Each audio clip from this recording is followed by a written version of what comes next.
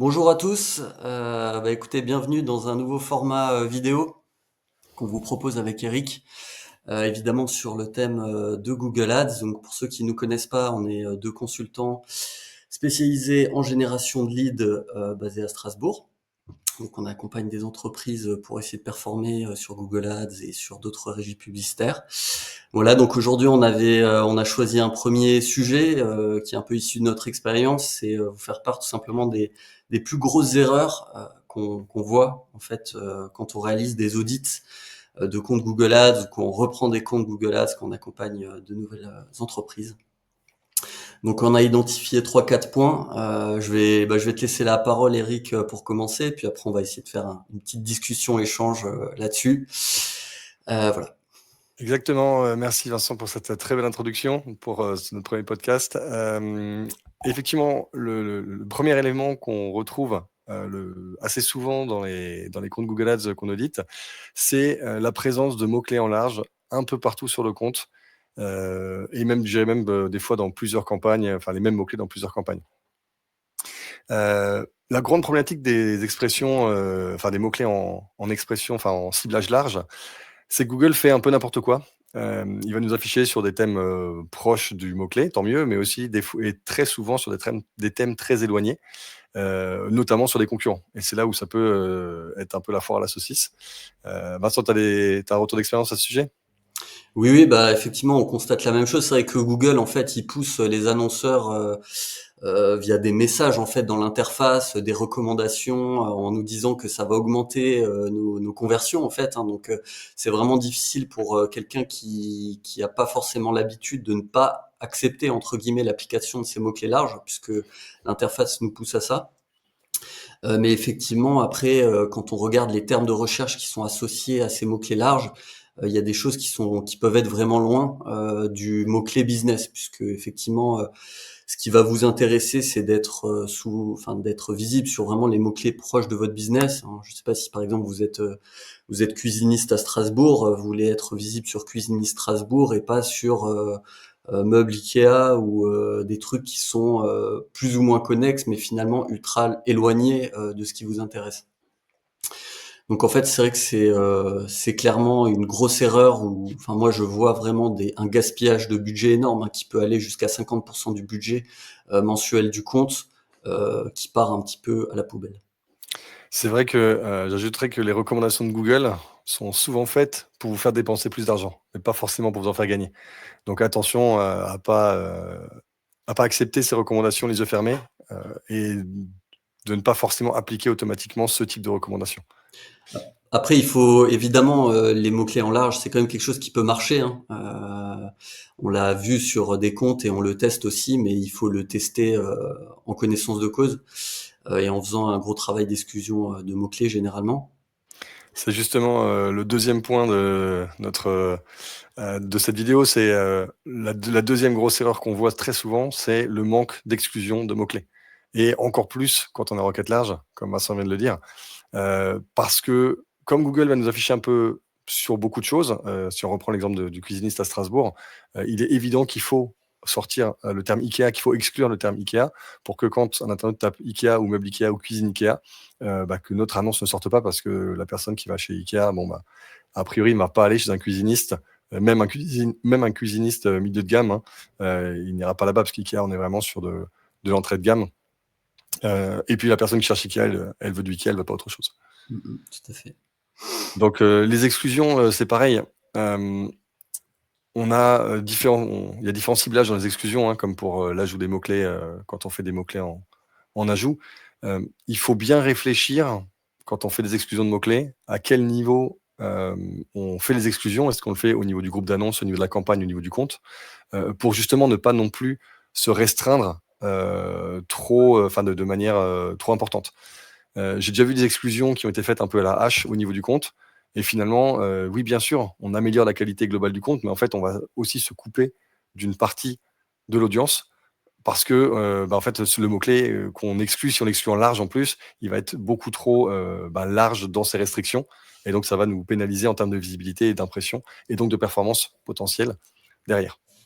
Donc c'est vraiment il faut l'utiliser, mais il faut l'utiliser de manière la plus juste possible.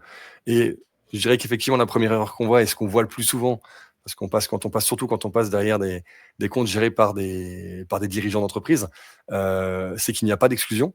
Mais j'ai aussi déjà vu l'autre travers où on exclut un peu tout à tort et à travers. Et au final, en fait, on est presque plus affiché. Donc voilà, trouver le juste milieu. Mais c'est vrai que commencer déjà par faire des exclusions, ça sera déjà un premier pas avant Mmh. de tomber dans le travers d'en avoir trop. C'est vrai qu'on pourrait faire une vidéo vraiment sur comment bien exclure des mots-clés, puisqu'il y a effectivement plusieurs techniques, notamment aussi la création de listes d'exclusion qui sont partagées au compte, qui permettent quand même de gagner du temps et de faire ça proprement.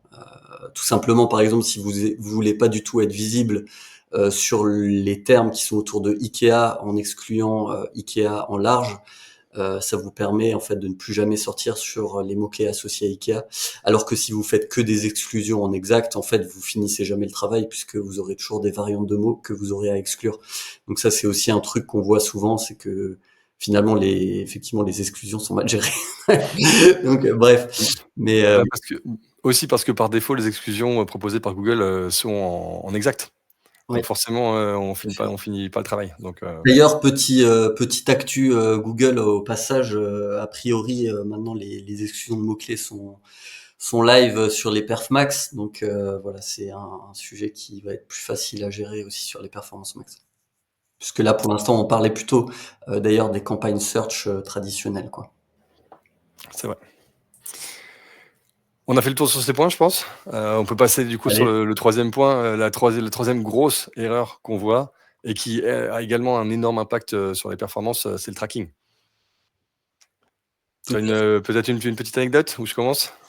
Oui, bah en fait, la plus grosse erreur, en fait, c'est tout simplement d'avoir un tracking qui n'est pas ou mal paramétré.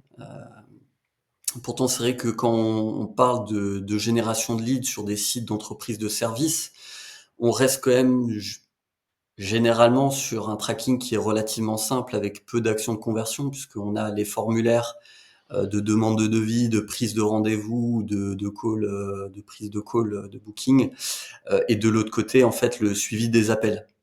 Et c'est 2 types de conversions qui sont très différentes, et qu'il faut vraiment, en fait, mettre en place, pour pouvoir analyser sur chaque campagne, effectivement, si ça vous a généré, et combien ça vous a généré de demandes de devis, par exemple, et combien ça vous a généré d'appels.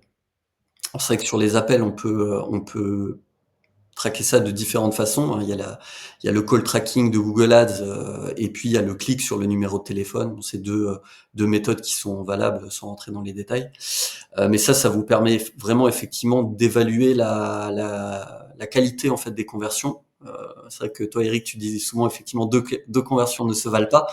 Exactement. Moi, par exemple, j'ai audité récemment un compte sur lequel il y avait effectivement des campagnes qui enregistraient beaucoup de conversions, mais en fait, quand on regardait le détail, il y avait énormément d'appels qui étaient en fait des gens qui tapaient le mot-clé de l'entreprise pour finalement appeler. Donc en fait, c'était finalement des gens qui connaissaient déjà l'entreprise et qui étaient déjà clients, qui tapaient le mot-clé de l'entreprise, qui arrivaient sur le site, qui déclenchaient un appel, mais ce n'était en aucun cas du nouveau business, un nouveau lead pour l'entreprise. Donc voilà, ça c'est un exemple de tracking, des bénéfices d'un bon tracking. Ouais. Ouais, je dirais, il y a aussi le 2e travers. Alors, tu l'as dit, effectivement, une conversion n'est pas égale à une conversion, parce que, une conversion d'appel téléphonique n'est pas égale à un formulaire et de manière générale, alors tout dépend de votre business, mais de manière générale, un formulaire restera quand même plus qualifié qu'un appel téléphonique. Encore une fois, tout dépend du business. Mais, sur le tracking, ce que j'ai déjà vu aussi, c'est un tracking en double. Donc en fait, on a l'impression que la campagne marche d'enfer. Sauf que quand on regarde plus en détail, en fait, on voit qu'on traque par exemple 2 fois les formulaires ou 2 fois les appels. Tu parlais avant de traquer les appels et le clic sur le bouton téléphone. Oui, c'est 2 façons différentes de le faire. Il y en a une qui est plus efficace, enfin qui est plus juste que l'autre. Mais si on le traque 2 fois, on a quand même 2 fois plus d'appels téléphoniques. Enfin, on a Ouais, l'impression d'en avoir 2 fois plus en tout cas. tout à fait. Après, Et il y a aussi une petite option à cocher très importante en fait dans le paramétrage des conversions, qui est effectivement de comptabiliser une ou toutes les conversions. Ça, c'est vraiment un point qui est en fait par défaut, ce qui est coché, c'est toutes les conversions. Ce qui veut dire que si une personne arrive sur le site et remplit 3 formulaires, vous allez avoir 3 conversions. Et ce paramètre-là, il est plutôt fait pour l'e-commerce, puisqu'en fait, quand on a un internaute qui vient, s'il commande 3 fois à 3 jours d'affilée, eh ben on veut qu'il soit remonté 3 fois, puisqu'il a fait 3 fois du chiffre d'affaires. Mais effectivement, quand on fait du lead gen, on ne le veut qu'une fois, puisqu'on traque des utilisateurs et non pas des formulaires. Et il y a une deuxième option d'ailleurs, avant celle-là, qui est aussi importante, c'est de savoir si on classe les objectifs en tant qu'objectifs primaires ou secondaires dans le compte. C'est aussi un petit détail qui a son importance, puisqu'en fait, les objectifs sélectionnés en tant que primaires sont utilisés par Google pour améliorer les performances de l'algorithme. Donc, ils sont vraiment c'est ces objectifs-là qui sont considérés comme étant l'objectif de la campagne. Et les objectifs dits secondaires sont des objectifs qui n'influent pas les performances de la campagne. Donc, Google, on les a dans le compte pour information, mais Google ne s'en sert pas pour aller chercher plus de conversions. Donc, c'est vraiment effectivement les deux options hyper intéressantes et à savoir manipuler pour pouvoir avoir des performances et pour que vos performances correspondent réellement à la réalité, en fait, et qu'elles ne soient pas décorrélées de ce qui se passe avant. On a déjà vu effectivement des choses où D'avoir une conversion on a... sur une page vue, par exemple, qui est comptée en principal, forcément, on se dit waouh, j'ai fait 200 conversions la semaine dernière, mais en fait, c'est des gens qui ont juste consulté une page. Donc, en fait, vous envoyez un signal en faisant ça, on envoie un signal à Google qui est beaucoup trop faible par rapport à l'intérêt de la conversion et qui va complètement en fait nuire en fait à l'optimisation de la campagne. Et en fait, aujourd'hui, avant, on avait un tracking, et le tracking, il avait pour objectif de refléter la réalité. Aujourd'hui, je pense qu'on a un tracking qui a évolué et qui n'a plus pour objectif, coûte que coûte, de refléter la réalité, mais qui est là pour améliorer la prise en compte de l'IA et des algorithmes automatiques.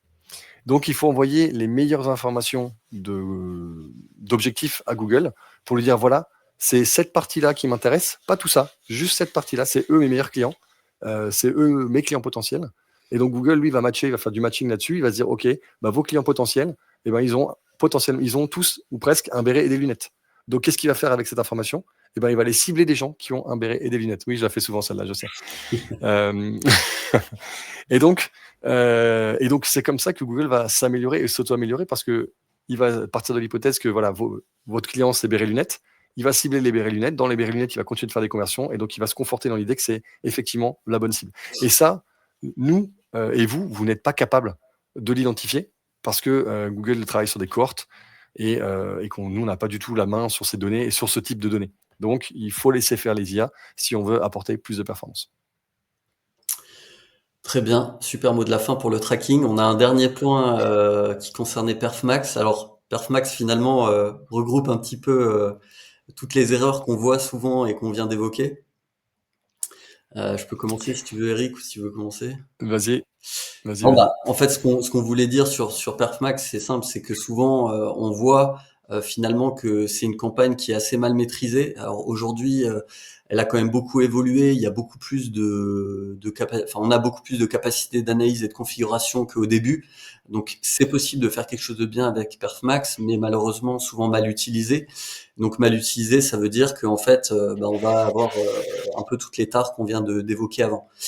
C'est-à-dire que sans exclusion de mots-clés et sans un ciblage à minima sur l'audience, vous avez un risque effectivement de dépenser quand même beaucoup de budget sur des termes, des emplacements et des audiences qui vous intéressent pas. Et après, effectivement, c'est une prédominance quand même potentiellement, surtout quand on a un faible budget, sur le remarketing et les mots-clés brand, donc les mots-clés de votre entreprise.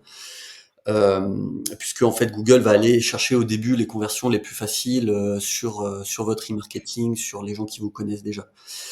Donc ça, il faut le savoir, c'est pas forcément une mauvaise chose, mais disons que si on veut faire de l'acquisition de nouveaux clients, il faut faire le bon paramétrage. Voilà, je sais pas si tu veux rajouter quelque chose, Eric.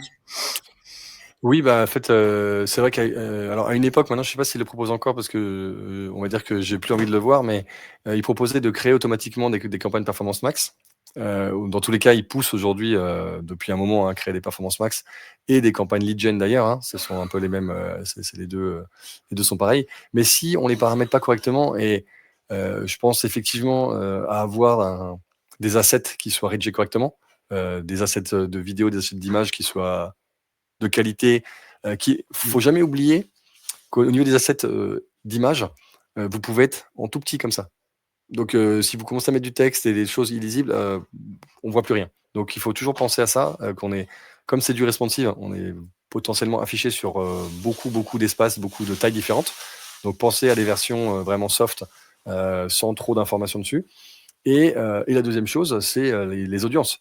On en a parlé avant. Grâce au tracking, vous allez avoir des audiences. Vous pouvez également importer des audiences de clients. Vous pouvez paramétrer votre CRM pour qu'elle réimporte des audiences de clients, etc. Il y a différentes manières de le faire. On va pas les détailler maintenant, mais donner des informations d'audience, de vos meilleures audiences à Google pour que la campagne Performance Max puisse aller travailler sur ces meilleures audiences. Et effectivement, je te rejoins sur le budget. Quand on a des petits budgets, la campagne fait quand même beaucoup de branding et de remarketing. Donc oui, elle aura des bonnes performances. Pas forcément sur du newbies, du moins, ça se suit, ça se traque, ça se mesure. C'est des discussions qu'on a avec les clients aussi. Qu'est-ce que ça a donné ce mois-ci? Est-ce que vous avez rentré du nouveau business? Est-ce que quoi, comment? Voilà, c'est vraiment des choses qu'on suit. Et ça signifie aussi que dans des campagnes de lead gen, c'est inconcevable, en tout cas pour nous, de n'avoir qu'une campagne ou deux Performance Max sur une ou deux thématiques. C'est inconcevable parce que justement, on perd du contrôle et on a beaucoup de remarketing, alors qu'en fait, il faut quand même que notre budget il soit globalement orienté vers de l'acquisition. Donc, surtout que très souvent, le remarketing sur du lead gen, c'est du service client. Donc en fait, mieux vaudrait plutôt exclure ces audiences de clients que de les conserver. C'est vrai qu'on pourrait faire une vidéo complète sur Perfax, mais ça sera peut-être pour une autre fois. Exactement. Voilà, ben, on arrive un peu à la fin des sujets qu'on voulait voir. Exactement. J'espère que vous avez trouvé ça intéressant. Puis on vous dit à bientôt dans une autre vidéo. À bientôt. Au revoir.